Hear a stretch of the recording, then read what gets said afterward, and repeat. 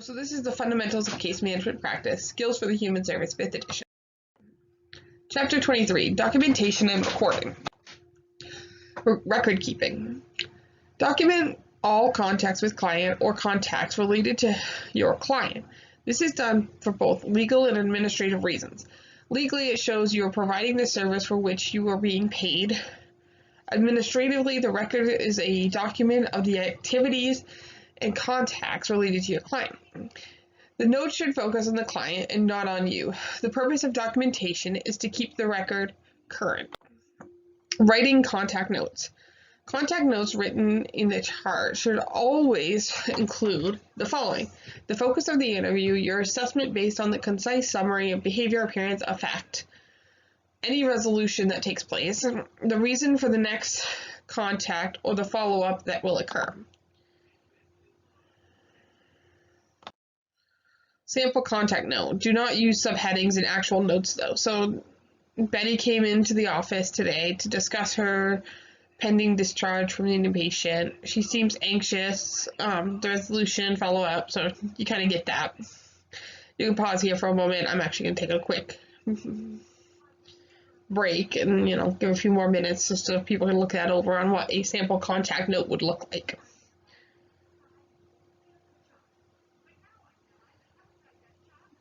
Okay, now on with the presentation. Labeling the contact. All contact notes should be dated and labeled. Example 4/16/17 phone. There are a number of labels you could use. Collateral, contact with someone relevant to the client but not the client.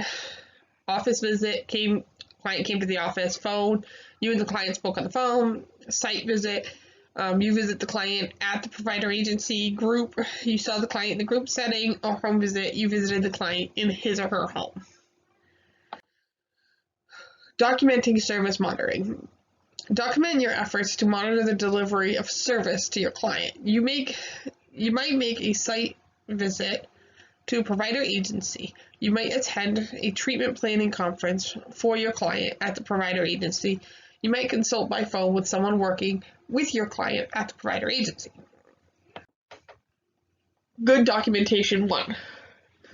Avoid hostility. Do not use your notes to vent hostilities about the client. Documentation interactions with the client. Document the interaction between you and the client. Document significant aspects of the contact. Significant aspects give clues to the client's state of mind and the problems faced. Document appearance, facial expression, mannerisms, responses to others or to activities, attitudes, and cognitive problems. Be clear and precise. Refrain from using general or vague terms. Rather than Bill was upset today, use Bill was upset today over the possibility that he may lose his job. Good documentation 2. Use quotations. The rule is only the exact words spoken by the client go in quotation marks. If you paraphrase, do not use quotation marks. Avoid contradictions. Your program note must not contradict previous notes without explanation as to what has changed.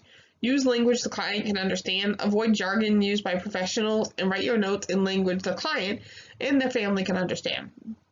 Accurately describe disabilities rather than use terms like afflicted with, cripple, victim, confined to a wheelchair, handicapped, blind, deaf, and dumb.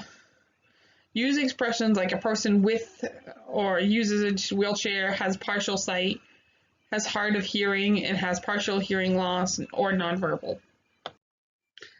Good documentation 3.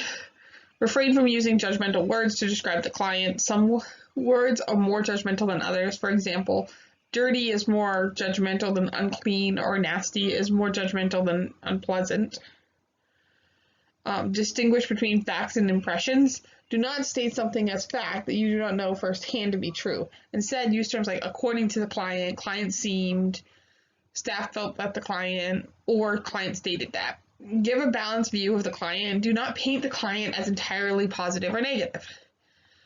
Provide evidence that you and the provider are in agreement. Your notes should indicate that you have met with providers, attended meetings, and work with providers.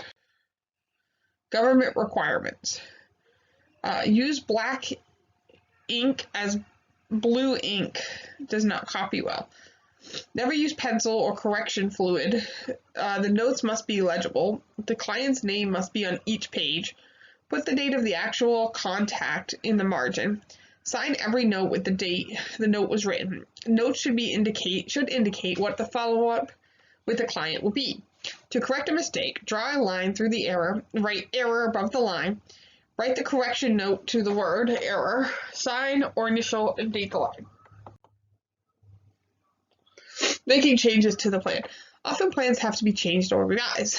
This can be for a number of reasons, such as the client became ill, the provider closed for snow or overcrowding, the client had a death in the family, the plan is too difficult, the plan is not addressing the real issue, there are new, more pressing issues.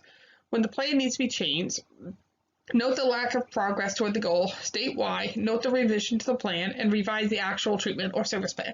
So that's it for this video for chapter, I think, 23. Thanks for listening.